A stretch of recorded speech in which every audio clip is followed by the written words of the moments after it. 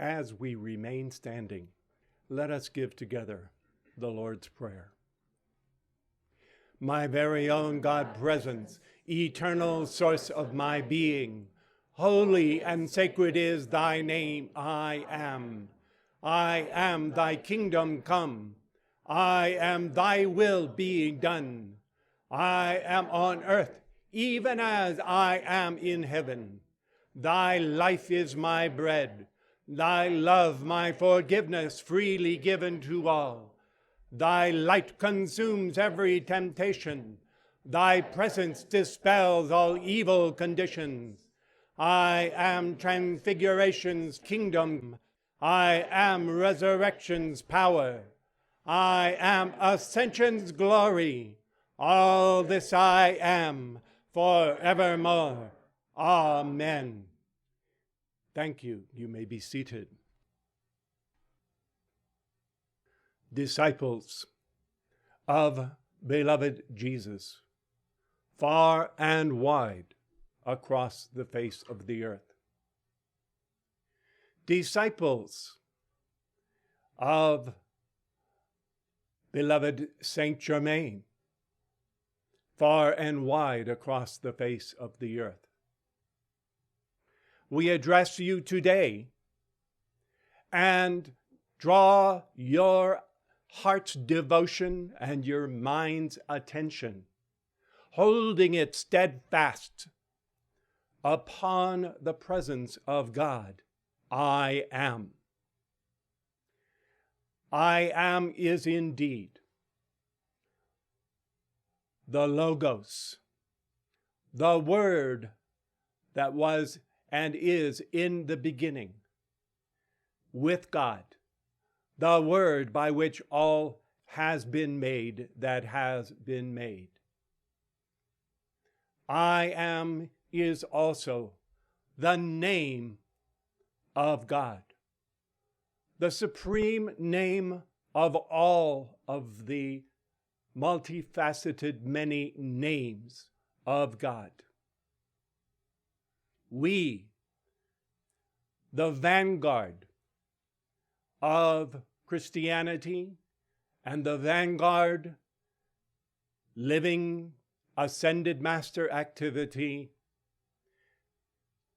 honor the name of God and use it in a hallowed, devotional, and consecrated way that all must learn to use in its proper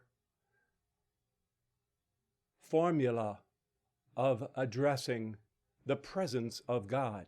I am.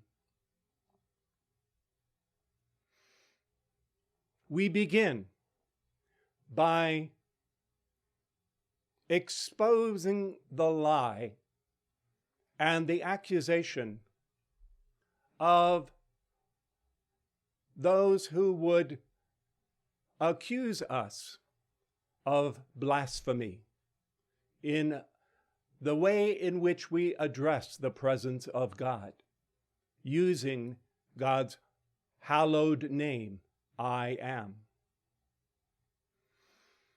In the years following the resurrection and ascension of beloved Jesus, there was one of the rulers in Galilee and Israel, the grandson of Herod the Great.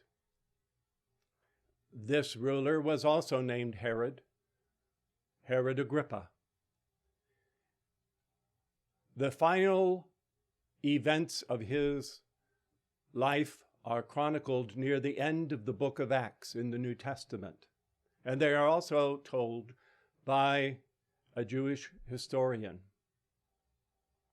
They pertain to this very subject of the use of the name of God, I am. I would like to share then with you the short depiction of this event that was recorded in the Antiquities of Josephus. When Herod Agrippa had reigned 3 years over all Judea, he came to the city of Caesarea, and there exhibited spectacles in honor of Caesar. At a certain festival, a great many were gathered together, the principal persons of dignity within Herod's province. On the second day of these spectacles, Herod himself put on a garment made of silver, of truly wonderful texture, and entered into the theater early in the morning. There, the silver of his garments, being illuminated by the fresh reflection of the sun's bright rays, shone out in a most wonderful manner, and was quite resplendent, spreading awe over all who looked intently upon him. He spoke to them, and presently his flatterers cried out, one from one place and one from another, saying that Herod spoke as a god, and added such words as, "Be merciful to us, for while we have heretofore reverenced thee as a man, henceforth we will honor thee as superior to mortal nature." This the king neither rebuked nor rejected of their impious flattery. Immediately a severe pain arose in his belly, and accordingly, his pain becoming very violent, he was carried into his palace. And the rumors went abroad everywhere that he would certainly die, which he did within a few days. Here is how that same story is summarized in Acts. Herod, wearing robes of state and seated upon a throne, began to make a speech to his followers. The people acclaimed him, saying, "It is a God speaking, and not a man." And at that very moment the angel of the Lord struck him down, because he had not given glory to God.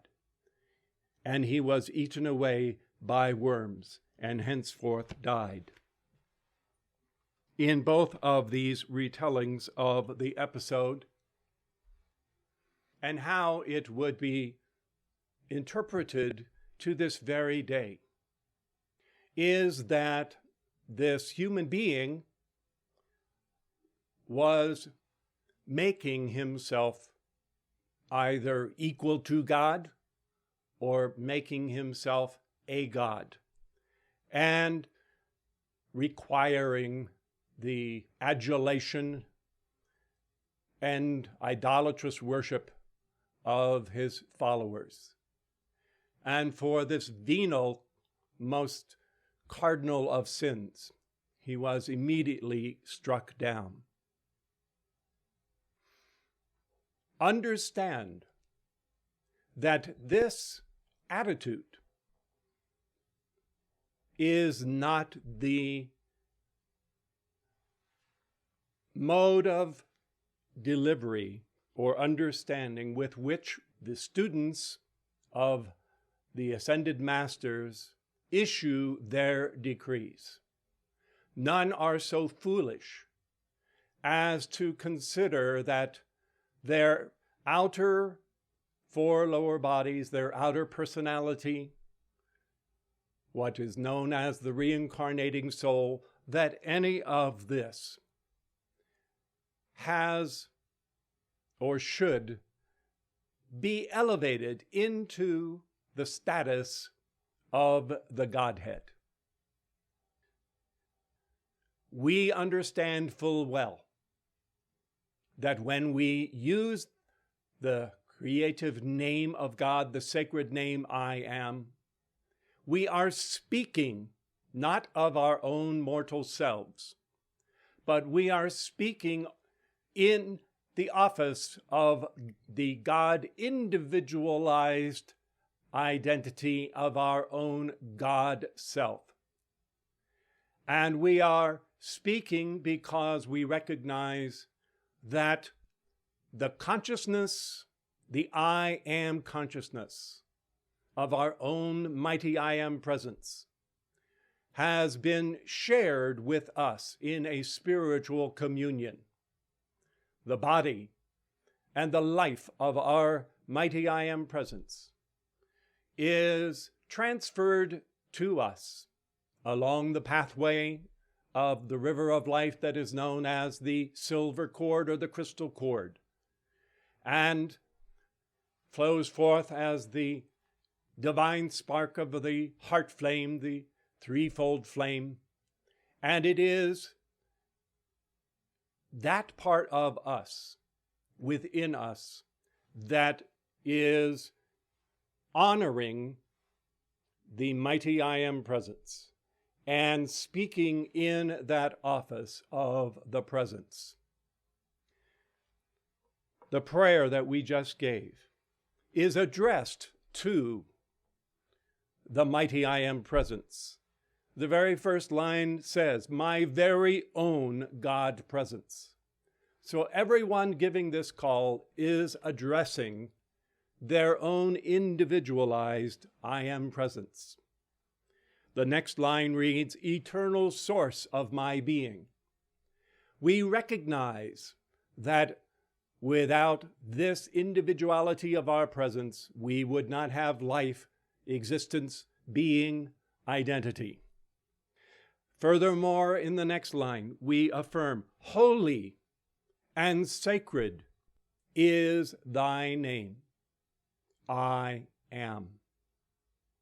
This is in accordance with the injunction and the teaching of beloved Jesus, who, when he taught his disciples to pray after this manner, the very first injunction in that prayer is, hallowed be thy name. And then our affirmation goes on, I am thy kingdom come. Thy kingdom, the kingdom of thy presence. I am thy will being done. The I am that you are, that I am, is on earth. Let that be on earth, even as you are the I am in heaven.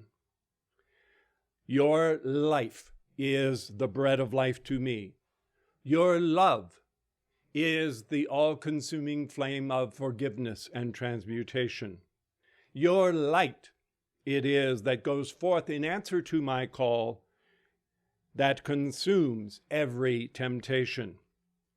Thy presence dispels all evil conditions.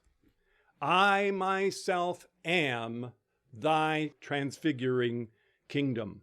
I am thy resurrection power. I am thy ascension's glory. All this I am. This is the humility of spirit in which we give every one of our I am affirmations. They are never, as in the case of this Herod Agrippa, cases of where we would enthrone our own human ego, human personality, outer self, put that outer self in a garb of royalty of our own sakes, but only in the sense of our own individual I am presence. This is the true honoring of the true father and mother, androgynous nature of our mighty I am presence, which Jesus likewise referred to as his heavenly Father, and referred to saying, I go to my Father and your Father, acknowledging that all others likewise had that parental source in their own beloved mighty I am presence. Now, understand then that we do always give glory to the mighty I Am presence as the source to whom all credit belongs for all of the good that comes into our lives and the true identity that we claim as our very own. Now contrast this episode with another episode that is also recorded in the scriptures.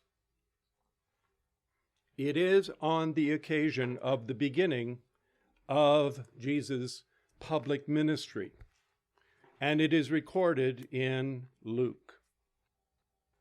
And when Jesus had come to Nazareth, where he had been brought up, and as was his custom, he went into the synagogue on the Sabbath and stood up to read. And there was delivered to him the book of the prophet Isaiah. And when he had opened the book, he found the place where it was written, "The Spirit of the Lord is upon me, because the Lord hath anointed me to preach the gospel to the poor. The Lord hath sent me to heal the brokenhearted, to preach deliverance to captives, to recover sight to the blind, to set at liberty them that are bruised, and to preach the acceptable year of the Lord." Finishing this reading, Jesus closed the book and returned it to the minister and sat down. And the eyes of all them that were in the synagogue were fastened onto him. And he began to say, "This day, this scripture is fulfilled in your ears."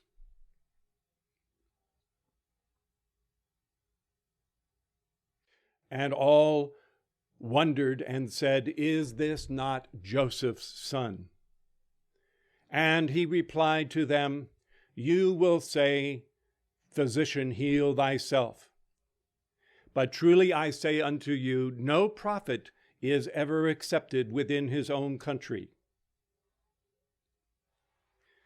And all they in the synagogue, when they heard these things, were filled with wrath, and rose up, and sought to thrust him out of the city, and led him into the brow of the hill on which their city was built, that they might cast him down headlong. But he, passing through the midst, went his way. Here is the opposite extreme from the first example. In this example, a Son of God is standing up and speaking with authority and unapologetically announcing that he is acting in the office to which he has been anointed. And in one sense, the most telling part of this example is where it occurred and the history which he had shared with the members of this congregation of the synagogue in Nazareth. For Nazareth is the town where, from a young lad, he was raised. And so from a very early age, the people now hearing this young man who is standing before them hearken back in their own memories to the child that they had known from such early days, who was to them like every other person. And in that familiarity, in the treatment which they had of looking upon the outer appearance of his normalcy, if you will, they were incapable of attributing anything more to him than any other human being, any other fallible, familiar, normal person. And that is why Jesus states a prophet is never without honor save in his own country. So he is saying that the way you're looking at me now is the way that down through the centuries, all of those would have looked at Isaiah, at Jeremiah, at Elijah, Elisha, at any one of those other prophets, because there is this outer mind that is accustomed to attributing to everyone what we started out with this past Wednesday, this mindset of the entire human race that has accepted that there is an impassable gulf between mortality, between the human race, and whatever anyone's interpretation of God might be. So when someone familiar, a member of one's immediate household, member of one's family, member of one's local village and so forth, seeks to transcend the prescribed common putting down of people, relegating them to that lowest common denominator of mere mortality, everyone hearkens to the normalcy that they have perceived in that person. And consequently, a prophet will have honor except in their own country. So here, where you have attainment on the part of a life stream, in this case, beloved Jesus, and where you have the anointing that has taken place to the mission, the divine mission that he is to fulfill, and you have, whether it was actually spoken in so many words, the laying claim to the role of the Old Testament anointed one as Messiah, and Jesus saying, today the scripture is fulfilled right here, right now. Their attitude is a gnashing of teeth. Their attitude is, how dare you have such a high and mighty opinion about yourself? How dare you equate yourself with God? And of course, all through the 3.5 years of his public ministry, that was the greatest indictment of all. Not for the miracles that he performed, but because he made himself equal to God.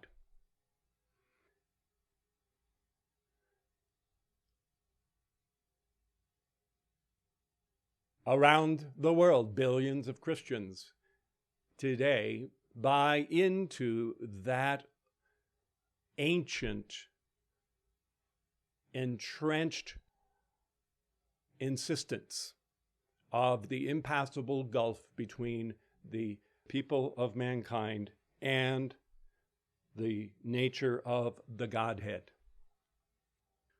The drama of orchestrating beloved Jesus' guardians from his birth onward, in the person of his mother and his father, was in order to insulate the very tender and sensitive, pliable nature of the infant consciousness, to insulate him from all of those limiting ideas, and to surround him especially with the love of his mother, who had something most especial in her consciousness.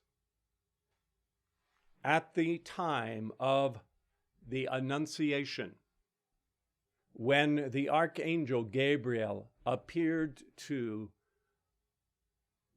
the Virgin Mary and announced the coming of the Messiah within her womb. Not only did he announce that she would bear birth to the Christ, and although it is not chronicled in so many words, the most important part of that visitation by Gabriel is that he lifted Mary's consciousness into a vision of the mighty I Am presence of Jesus' life stream. And the vision was of the ascended Jesus after the resurrection and the ascension, in all of the mastery and the glory that he was to outpicture in his attainment. That vision was burned into Mary's consciousness from the moment of the Annunciation. And it became her great love and service to hold remembrance of that vision, to hold that in her consciousness. And this is the most precious of the various things that she, quote, treasured within her heart, telling no one about them. So from his birth onward, she held that vision of him in that state as the resurrected and ascended one that he would become. And especially in those earliest years before his Holy Christ presence and his mighty I Am presence were able to awaken through the heart flame and come in and inhabit the formative nature of his physical and emotional and mental world. During those early years, it was her vision of that guarded and ensured the successful incarnation of the fullness of his mighty I Am presence and Christ's presence. So there you have the two contrasting alternatives. On the one hand, you have the whole world and the world's major religions who are happy to hold up, if it be Old or New Testament, especially Christians, to hold up the Bible and pound the Bible and say, this is blasphemy, this is idolatry, and so forth. You are a sinner, you are born in sin and doomed to damnation. You can never rise beyond that station of being a soul created by God. You are mortal. And on the other hand, you have this immaculate conception held by Mary, a conception of the vision of the ascended Master to be, and of that already permanent in the mighty I Am presence of the individual.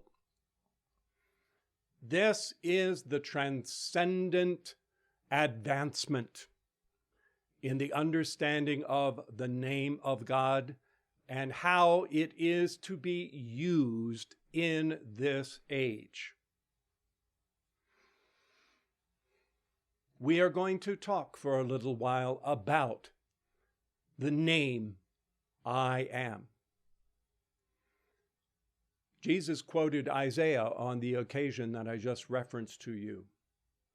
There is another quote from Isaiah where, speaking on behalf of the presence of God, God, speaking through Isaiah, says, "Concerning the works of my hands, command ye me."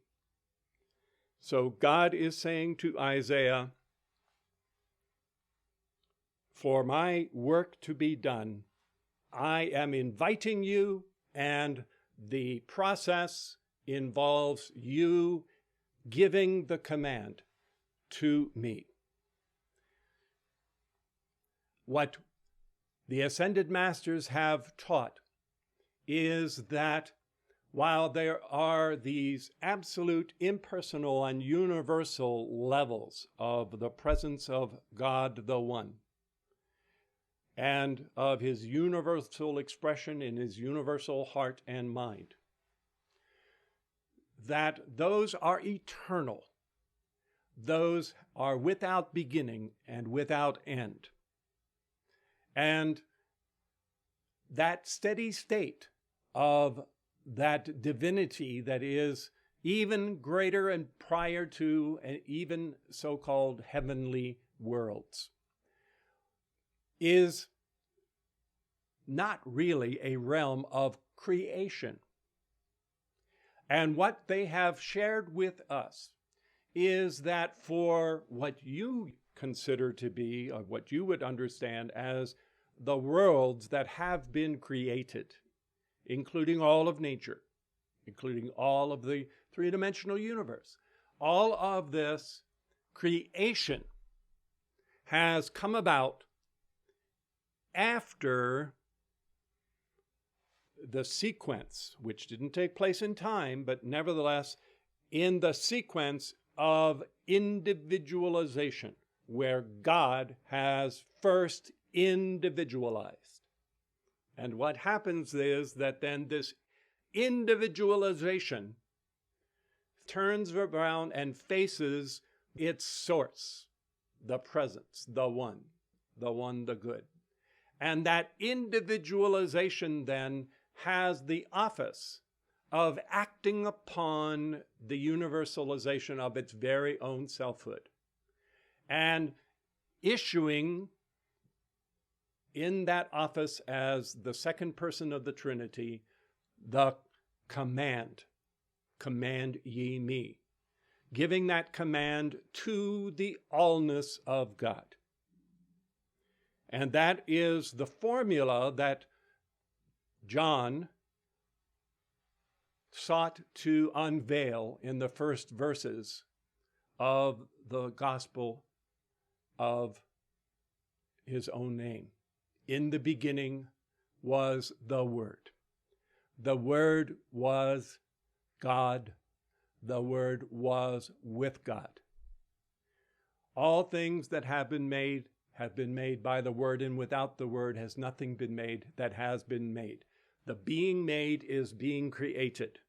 So that was made in the beginning by this Word. In the Old Testament, the reference throughout, as you will shortly see, is to the name of God, I am, which is the individualized self-awareness of the presence of God. That is a formula of individualization, I am. In the New Testament, name becomes logos, which in the Greek has a whole host of philosophical and related meanings, only one of which is word. But in any case, word, the word of the New Testament is the I am name of the Old Testament. If you look at the statements of Jesus, the teachings of Jesus throughout the New Testament, one of the things that you will see many, many times is that Jesus speaks presumably of himself in the third person. Comedians today make a joke of certain people where people are talking amongst their friends, and rather than saying, I'm hungry, they say, Mary's hungry. Or they say, if their name is John, they say, John wants to go for a car trip. Now, if someone did that in your midst, you would kind of scratch your head and say, stop being pretentious. But if you notice, that takes place a great deal in the words, the red letter edition of the New Testament words of Jesus, where he speaks about the Son of God this, or the Son of Man that, or the Christ must suffer this.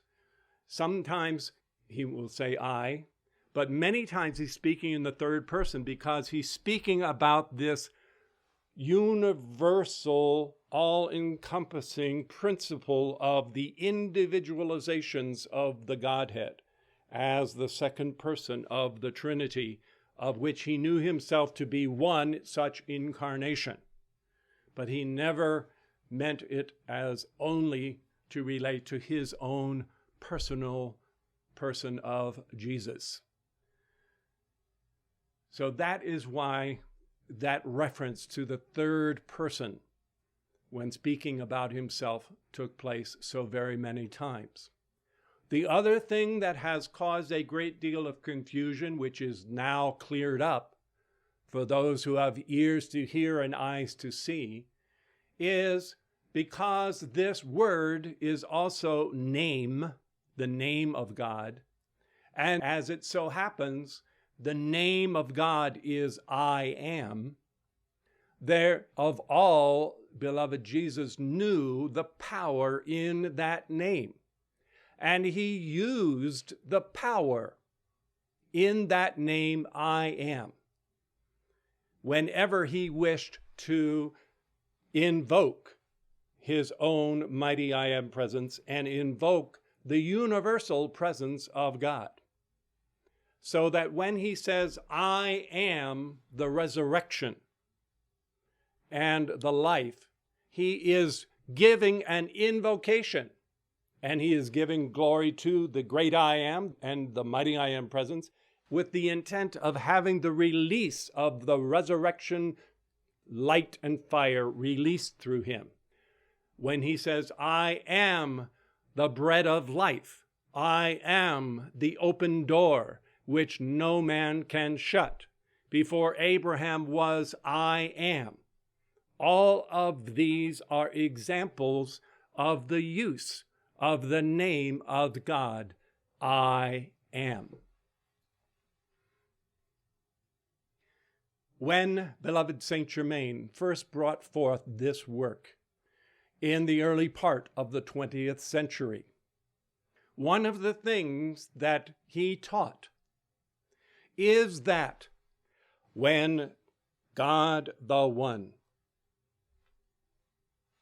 in the wholeness of that oneness, looks upon that one and that good which the presence is, and maintains its own universal nature, that there is a self-awareness to the allness of the Godhead, that forever is the self-awareness to the allness of the Godhead. And that self-awareness of the allness of the Godhead is the very name that was revealed by the Nameless One to Moses in the great drama of the burning bush. When Moses says, whose name shall I tell you? God says, I am that I am. Not only I am, but I am that I am. In other words, the great I am, the universal I am. Tell them I am hath sent thee unto me. So in the Ascended Master activity, we have a great gift in that we have a very clear understanding that this presence of God is awake. It is symbolized in that symbol of the single-eyed, all-seeing, unblinking eye of God. That is the I am awareness. And that this is, if you will, the outward-facing hypostasis of the presence of God. That is the omniscience and the omnipresence of the presence of God. So this is the great I am. This is the great I am, that I am. That is the presence of God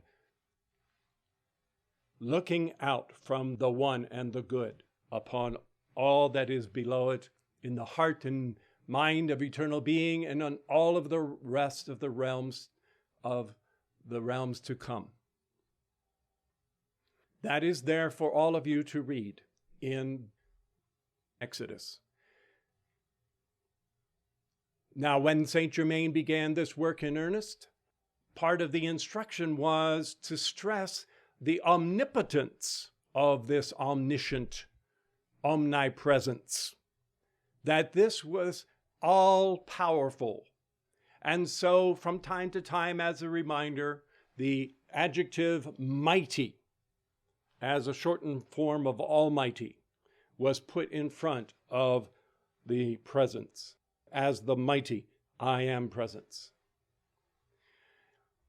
As those messengers went forth and fearlessly proclaimed publicly this new advancement in the understandings of Christianity, as one would expect, they were derided. They were laughed at. They were cajoled in every way. And even the newspapers, the Los Angeles Times, would have banner headlines about the mighty I am. And everyone would be snickering and laughing about these fools who had this newfangled weirdness that they wanted to foist upon mankind, including the whole of the Christian world, which, like the Jewish world before it, was threatened by something that would shake up the status quo of their power base that they had in their whole structure that they had in place. But this is the name of God, the I am name. One of the Bibles that we use at the temple is entitled the New Jerusalem Bible, which wasn't translated until the late 1900s. It is, interestingly enough, an officially accepted Catholic translation, which has the imprimatur of the Catholic Church on the inside title page of the volume. I would like to share with you how the New Jerusalem scholars who worked so diligently to put together the best, cleanest, most lucid interpretation of the ancient Hebrew and the Latin versions of the Bible that they had to refer to, how they chronicled this very passage of the burning bush. Moses said to God, "If I go to the Israelites and say to them, 'The God of your ancestors has sent me to you,' they'll say, 'What is his name? And what am I to tell them?' God spoke to Moses, saying, 'I am he who is,' and said further, 'This is what you shall say to the Israelites, I am hath sent me to you. You are to tell the Israelites, Yahweh, the God of your ancestors, the God of Abraham, the God of Isaac, and the God of Jacob, hath sent me to you. This is my name for all time, and thus I am to be invoked for all generations to come. And thus I am to be invoked for all generations to come." God is entrusting not only to Moses, but to the chosen people, this power of invoking that presence by using that name, which would, by the way, not be possible if his own individualization had not been established upon the altar of their heart as the divine spark and divine seed that had that I am consciousness within it. The best thing that life streams around the world can ever pray for is that in praying to God, they should ask, turn within, go within and speak to the God presence within them to share his highest consciousness with them. And where that can be shared, they will hear the still small voice within them affirming, I am. Now, what has happened since the time of Moses up until the 21st century when this is coming forth? Are people around the world using that name of God, I am, in this way as a sacred and holy designated office that they are to speak in God's name on God's behalf to command ye me? Well, let's follow it through, because a few chapters later, after the Exodus had begun and God is giving Moses the commandments on the mountain, the third commandment says, thou shalt not misuse the name of Yahweh your God, for Yahweh will not leave unpunished anyone who misuses his name. Again, when the Ten Commandments are repeated in Deuteronomy, you shall not misuse the name of Yahweh your God, for Yahweh will not leave unpunished anyone who uses his name for what is false. For what is false. The King James Version, of course, is thou shalt not take the name of the Lord thy God in vain. Now, in the Old Testament, in the Jewish tradition, as I understand it, is that this name, I am, was considered to be so powerful and so sacred that the idea became it would be better never to use the name I am at all. That way you won't use it in vain. You won't misuse it. And so in writing, the name was preserved in the Tetragrammaton as Yod He Vav He, which is the Hebrew version of I am, or I am that I am, or Eye Asher Eye. That was the Hebrew spelling of the name of God, I am. But they would not use it verbally. I guess there was one ritual where perhaps once a year a certain high priest might point to it in the Bible and might reverently, in fear and trembling, once a year use the name I am. But otherwise, there was a strict prohibition against ever using it. And if there had to be a verbalization, a substitute was developed, Adonai, which is another way of saying Lord or Master. So Adonai could be spoken, but I am never spoken. So for those who are in Christianity, who have had their Latin Bibles, who have had maybe their English Bibles or their Greek Bibles of their New Testament, the I am, as it appears in English in that verse in Genesis, is only there in that burning bush episode.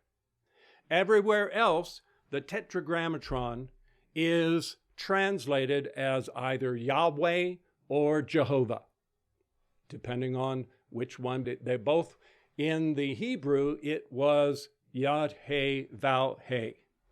And here is the real telling thing about this part. The Tetragrammaton is used in the Old Testament alone 5,121 times at least. And the substitute of Adonai another 200 plus times. Imagine where would our faith be if by the time of the writing of the New Testament or on into the Christian dispensation of the last 2,000 years, everywhere it says, in most of the King James Version, it's simply God. It's translated God for Elohim or God for Jehovah. But everywhere where the tetragrammaton is used 5,100 times, if that said I am in bold, capital, all caps, as a proper name for God, where would the world be today in the use of that name, I am? This is then the advancement in the understanding of this name. While we are on the subject, we mentioned just a few moments ago the grace of having this understanding. Everyone should be praying for the grace of asking God to open their hearts and to speak within them and to share this consciousness of the I am presence with them. That is really and truly the only way that it can ever be done. Because only a mighty I am presence, an individualization of the Godhead, can know or cognize I am. The universal expressions of the Godhead do not have the focus of identity to the pinpoint of individuality, and they are incapable of cognizing it. This is not intended to be humorous, and it's not intended to be sarcastic. But if you take a creature such as a dog or a cat or any other so-called intelligent mammal, you will find that never do any of these creatures, as it were, put a paw under their chin and reflect to themselves and say, you know what? I never thought about it before, but I just suddenly realized that I exist. What a wonder it is, what a miracle that I am. Creatures, they can feel pain, they can have instincts, they can have reactions, but they do not have introspection and reflection. And because there is not the individualized identity of an individual I am presence, which is where the I aming starts. And for everyone who awakens to this awareness, it will be by the grace of their own beloved mighty I am presence, sharing that with that outer portion of themselves. And if you do not have that awareness of I am, which is first person singular now, you can call it present tense if you will, but it's first person singular now, I am. It is not I was, it is not I will be, it is coming forth right out of the eternity of the mighty I am presence, I am. And truly that part of you which knows itself as I am, starting with your heart, within your beating heart, within your outer flesh body and your mind, that has always been, and it will always be. It didn't blink into existence with your birth. It won't blink into annihilation and a non-entity at your death. It is the eternal focus of your mighty I am presence.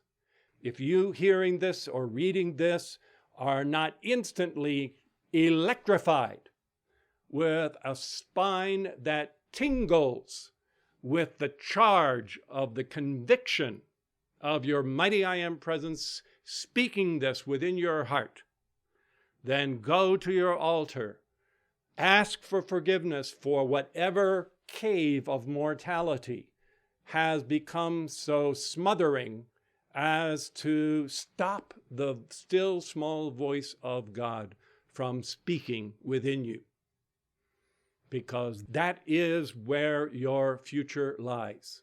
If not in this lifetime, the next lifetime, or the one after that.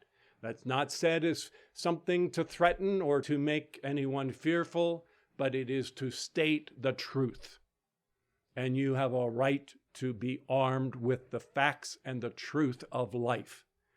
And your mighty I am presence is the part of you that is the authority over your incarnations. And that part of you is going to incarnate and incarnate until the heart finally throws off the shroud of mortality, of duality, of this Maya, that there is this sacrilegious aspiration to be a part of God. Was it sacrilegious for Jesus to want to identify and to say, I and my Father are one? No, nor is it for you at any time. And it is time for children of all faiths to awaken to this truth and come into their own. And it is for this purpose that the Brotherhood of Ascended Masters has sent us forth, has anointed us in our office and sent us forth to speak this before the whole world, that the name of God is I am, the presence of God is I am, God is the mighty I am presence, the absolute great I am, and the individual mighty I am presence. The taking of the name of God in vain, using it in an unhallowed way, does not only take place with the lips. It takes place wherever the heart, the divine spark, is denied and misapplied. So what our teachers have taught us is that every nuance of emotion, every flicker of thought, every focus of attention, every word, including those that are unconscious or supposedly beyond anyone's control. Whenever you think about what is going on to you, affirming something of you, of yourself, that is of a mortal or a limiting nature, you are disobeying this commandment. You are taking the Lord's name, I am, and you are using it in a human vanity. You are desecrating the pure God consciousness of I am and causing it, instead of it being a garland of spring flowers that you rejoice in at a Maying festival, you are turning that garland of flowers into a crown of thorns. You are weaving it with your words and deeds and feelings, and then you are ignorantly taking that misshaped opinion about yourself or any other part of life, and you are literally pressing it into your own brow and inflicting wounds upon yourself and wounds upon other parts of life by misapplying the name of God, I am. So our prayer is, hallowed be thy name, I am. Because it is by this name that the words of Isaiah concerning the works of my hand command ye me, it is by this name I am that takes place. And for a few blessed moments then we are going to celebrate some of the processes that take place when in our services and our devotions we invoke the presence of God using the name of God, I am. The I of the I am. It is normally spelled as it is in English with the capital letter I. Interestingly, in the English language, phonetically, when you say the word I for yourself, it exactly sounds like the instrument of vision, the E-Y-E. And that is wonderfully a great convenience because both words have the same meaning and function, even in the name of God. What do your eyes do, blessed ones? They take the light that comes from every point of the compass and they focus that light. They bring it into sharp delineation as a focus, and they also concentrate the light. They bring it in from your left hand, your right hand, from in front. They concentrate that light and bring it to a pinpoint of concentration, which then allows for perception of things outside yourself. And that is what the I of the I am does. It takes the universal power, the creative power of the light of the presence of God, which is the amity of the presence, the goodness of the good, and the I of the I am brings it to a very strong concentration, focuses it for creative purposes. So the focusing and the concentrating of that power is one thing. The next thing that this I does is that this I attends. It pays attention and selects one thing over another, And ideally, it is choosing between perfect patterns and deciding, now we're going to have blue light of the will of God. Now we're going to have pink light of the love of God. Now we're going to have violet light of the freedom of God. So the I of the I am says to the am of the I am, be thou God freedom, be thou transmutation, be thou love, be thou power. All of the many major and minor attributes of the Godhead, which are quite numerous, in fact, the determination is made by the faculty of individuality signified in the I of the I am. That is because the I, the individuality, focuses attention, focuses where it is going to act, and tells the am, I want this type of qualification to come forth.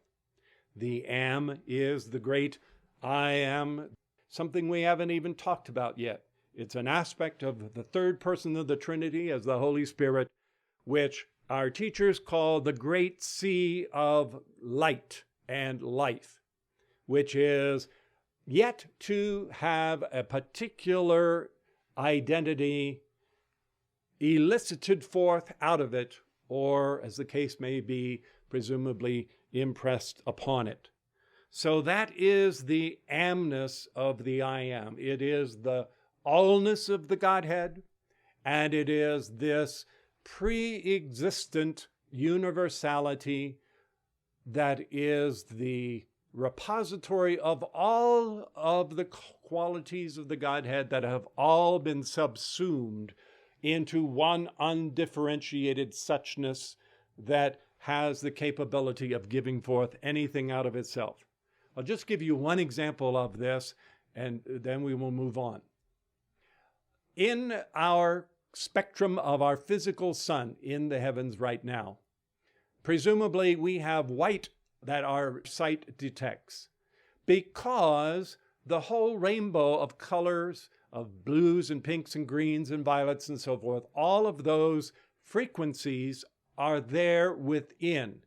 And they are all subsumed into one compound ray that we call the white fire of that physical sun.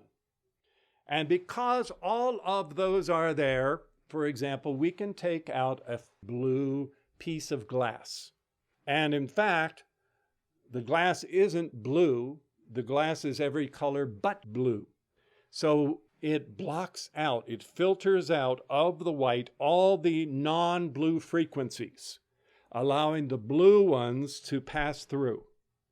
And therefore we see blue light, or whatever color it might be.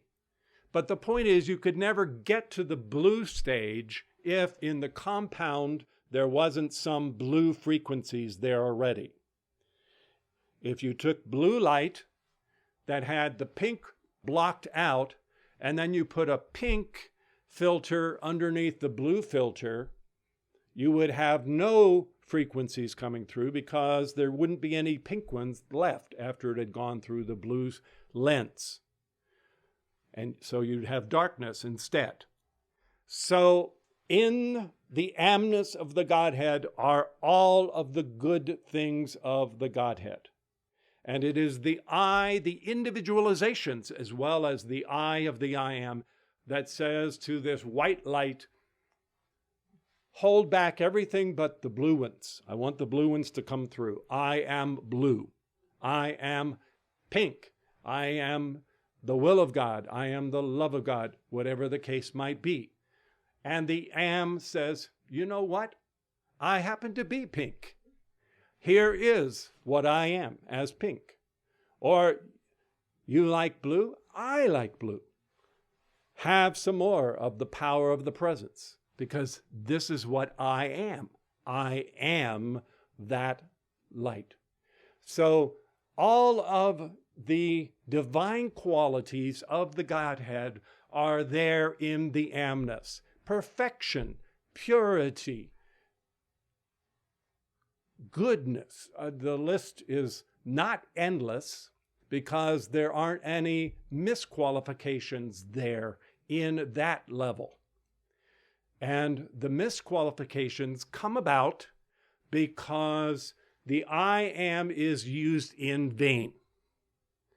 It is used by ignorant people who insist that their thoughts and feelings and actions are of no ultimate consequence, that they can use their imaginations willy-nilly any way they like, engage of any type of behavior, because after all, they're only Homo sapiens, they're only human beings, they're only creatures, they're not part of the creative family of God, so their thoughts, feelings, words, and deeds aren't creative, so they don't have any consequences.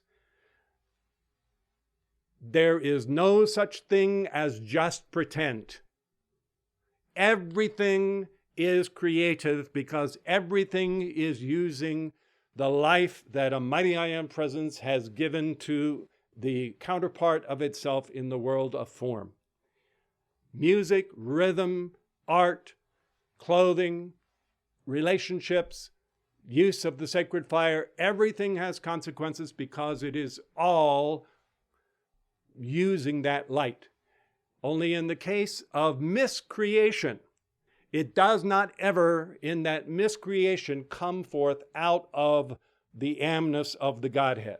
Miscreation is the wholly artificial, manufactured discord of the fallen potential of the human race since they decided to be prodigal sons and daughters, take their inheritance, and go out and live riotously, as it is described in the parable. St. Paul put it like this: the strength of sin is in the law. The law that he's speaking about is this law of creation.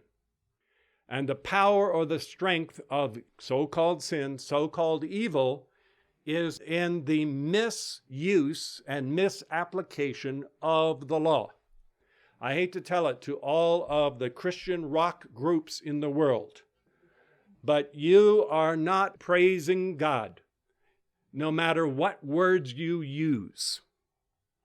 The appearances that you have, the misbehaviors that you have, the destructive rhythms that you use are worthy of the cacophony of noise that Moses heard on Horeb's Mount when the Israelites were worshiping Baal, the false gods, the golden calf. It is a travesty. Should not take place anywhere in this world, because this whole world of nature should be consecrated and a paradise, and there is no place for the idea that such things are not consequential, that they are not creative. They are creative to the nth degree. Everything and everyone is I-aming with this crystal cord of God's own precious pure life, which before it hits the outer four lower bodies is part of the body and the blood of God. Pure and innocent, holding its own consciousness of the source from which it has come. And it has foisted, superimposed on it, the vanity of mortal imagination.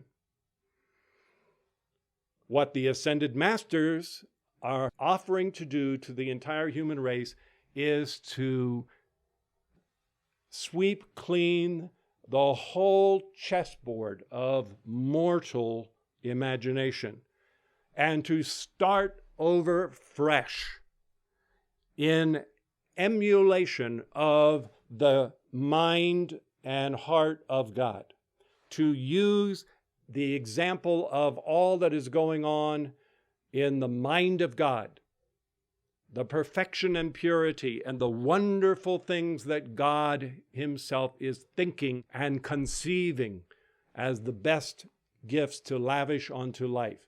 All that is within the heart of God as God's very own love and, yes, desire to lavish the very best things upon mankind. That is there. And the Brotherhood of Light is as a voice crying to the world, come out, empty your cups of all of those things, because this is the hour, this is the time of the visitation. The invitation to the wedding feast has gone forth.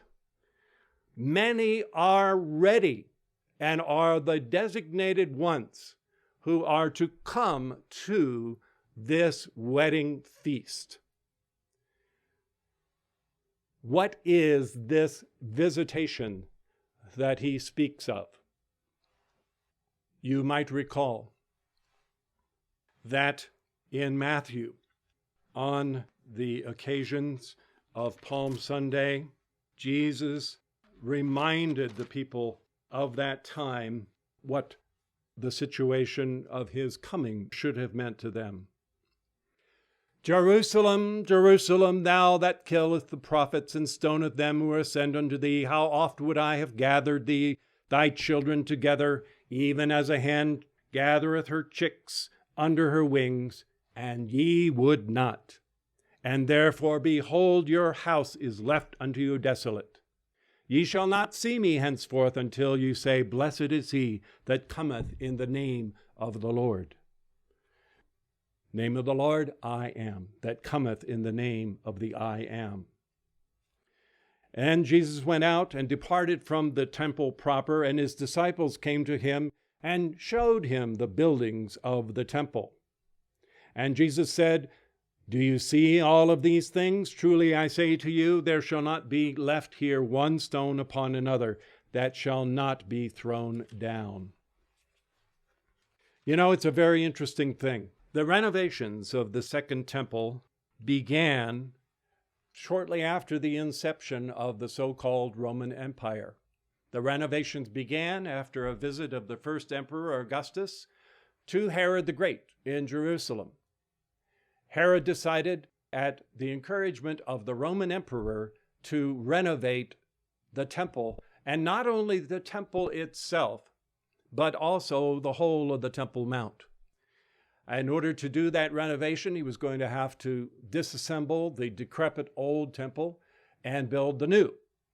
This was viewed very suspiciously by the elders of the tribes, and so apparently Herod gathered all of his building materials and had them stockpiled in plain view so that they would believe that he fully intended to follow through on his promise to build the temple.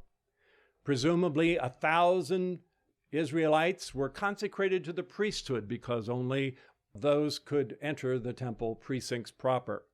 And in what, according to the Jewish Encyclopedia, barely a year and a half after it was begun, maybe around 20 BC, that temple, the actual temple that Solomon built, was rebuilt. Herod did not stop there. His goal was to rebuild and to shore up the whole of what was to become the Temple Mount. And the truth of the matter is that that work went on constantly for about 60 or 70 years, the building up of the whole of the Temple Mount by either Herod the Great, who was a client king of Augustus, or of one of the other subsequent rulers of the Roman Empire. So that went on until the Jewish revolt of around 68 AD. So that work had been going on with the blessing of the emperors and the help of the Roman Empire, because I'm sure you realize that it would not have gone on had they not smiled upon the project. So it went on and it went on and it went on. So from about 25 BC to when Jesus came, somewhere around 30 plus years AD, that was about 50, 60 years. A lot had been accomplished by that time. And that's what the disciples were bragging to Jesus about, was look at all this magnificence. This is our great Jewish major religious center. And you'll notice what Jesus said in this verse was, behold, your house is left unto you desolate. In Luke, it is even more precise and profound. On the day of Palm Sunday, 1 week ago today, after the hosannas and Jesus had made that statement about if these will hold their peace, the very stones will cry out. Then Jesus came near and beheld the city Jerusalem and wept over it, saying, if thou, Jerusalem, even thou, at least in this thy day, had known the things which belong unto thy peace, but now they are hidden from thine eyes. For the days will come upon thee when your enemies will cast a trench about thee, and will encompass thee round about, and keep thee in on every side, and shall lay thee level with the ground, and thy children within thee, and they shall not leave one stone upon another. Thus far, what you have there is not only the lamentation, but you have this adept of the brotherhood who is literally reading the foreshadowings in the Akashic records, seeing the groove of karma that they were on, that they were inexorably being drawn towards, and actually seeing the besieging of Jerusalem, which was to take place a few decades after his ascension. He saw all of that and lamented about it. The key is, as was stated in Matthew, here it says, because thou knowest not the time of thy visitation. I don't think there is one example where Jesus vilified the Romans. The closest that he came was render unto Caesar that which is Caesar's. But he doesn't say in this instance, because you have these evil Roman overlords who are going to do this mean thing to you. He says, plain spoken, the reason this will happen is because you have not known the time of my visitation to you, which is the process that has happened, and it is so typical of human nature. And it is happening now in the 21st century. This is the time of the visitation, right here and right now. The ascended masters are speaking to the whole of the Christian world. They are speaking to the whole of the mankind of earth. They have set forth the banquet of all of the truths of cosmic law, the radiation of one after another of the ascended masters. And this is that visitation. And the challenge they hurl to the mankind, and including those who are the self-styled disciples of the ascended masters. Why are you not here? Why are you not supporting this work? This is the appointed hour. This, although the sun is shining, this is the midnight hour when the bridegroom is come. It is real and it is happening. And it is intended as a catalyst for change. The old ways are the old wineskins, the old ways of understanding the truths of Christianity or the truths of the law. They are incapable of holding the ascended master consciousness, which is the new wine. The new wine can only be contained in vessels that can hold that new wine. The vessels are the principles, the truths of cosmic law, the advancements in Christianity. The old principles of cosmic law cannot hold the ascended master consciousness. And if there is not change, if there is not true transcendent transformation, not a mere warmed over revival, not a mere reformation of moving the same pieces around on the chessboard. If there is not change, change will happen anyway, because ye have been blind and rejected the transformation that is intended to come. I promise you, one and all, that here, your hearts hear. If your outer ears aren't ringing, nonetheless, your hearts hear. When the time comes that these changes rain down upon you, and you find yourself in the blue ether, and you are on the other side of the veil, and you meet these saints ascended, you will not be able to reproach them and complain that you are innocent because you had no choice and no alternative, because they will draw aside the veil and they will show you how since the 1930s, they have been speaking before the world and are speaking still to this time. And you have had other more important things to do. As the parable says, your oxen that you have to get out of the ditch, someone in your family that you have to bury.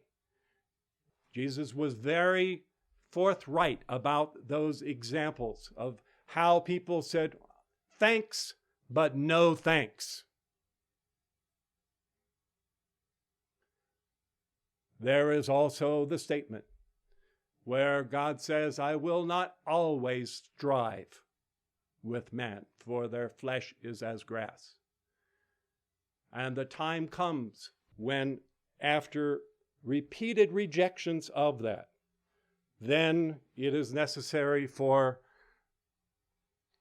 change to occur through the return of that avalanche of stored up debts to life that have always been held back by forgiveness.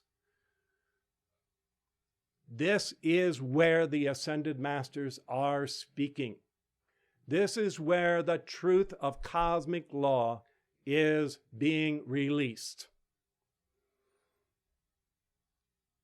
Moria mentioned yesterday about the circle of those who had the various roles in his court at Camelot. And each of them chose, instead of staying their post, to go their own way. As Tennyson put it, going after foxfires, swamp fires in the night, peepings and mutterings, going after all of those things, and causing this stillbirth of what was to have been a wonderful golden age at the time of Camelot. This is the time of the visitation.